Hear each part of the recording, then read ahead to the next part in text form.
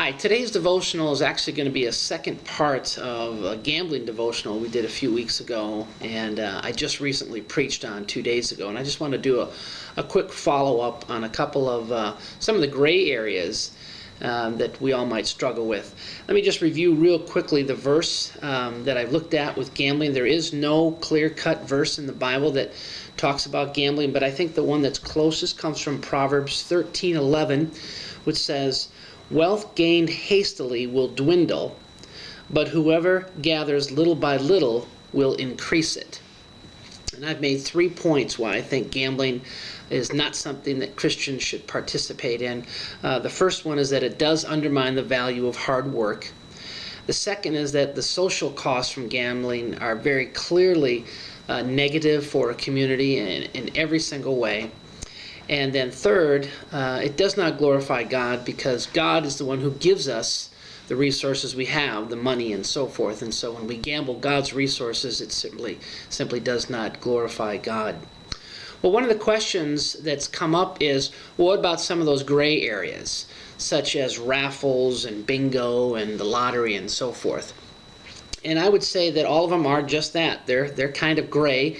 They don't tend to fit in the same category as classic gambling at a casino or a slot machine. Nevertheless, there is an element of chance that's associated with each of them. Still, I would suggest that all of them are gray enough that would be left up to one's own conscience. And I'll just give you a couple of my own insights on those. For example, raffles that you see often at, say, school events or organizations in town will have raffles as a fundraiser.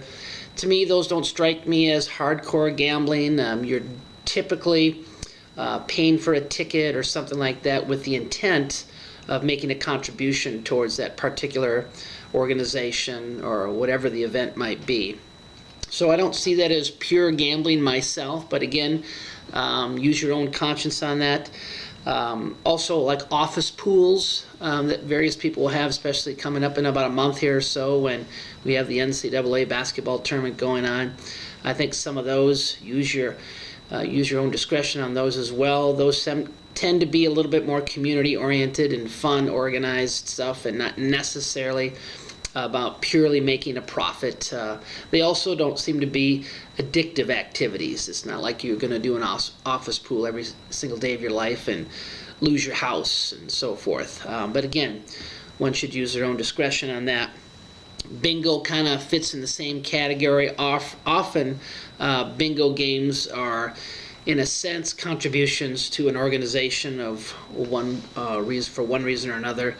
And they're not the kind of things that can become too addictive. At the same time, lots of people play too much bingo, and they're hoping to win money, and that undermines, again, the value of hard work and all the other things that kind of go into it.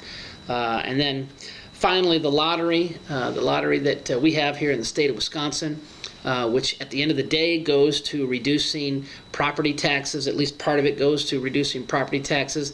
The lottery is, to me, it seems a little closer to the classic example of gambling, where there's no primary benefit to a community organization. There's no sense of making a contribution to anything. It's just simply spending some money, and sometimes a lot of money, hoping that one might get a lot of money and therefore not have to work and so forth. So it seems to me a lottery is a little bit closer to classic gambling. Casinos, however, slot machines, the classic examples of gambling, those are the kinds of things that can become so addictive, have proven to become so addictive, and can cost us so much money and our lives for that matter as well. So again, there are some gray areas. I would encourage you to use your conscience, your judgment, your own discretion on those.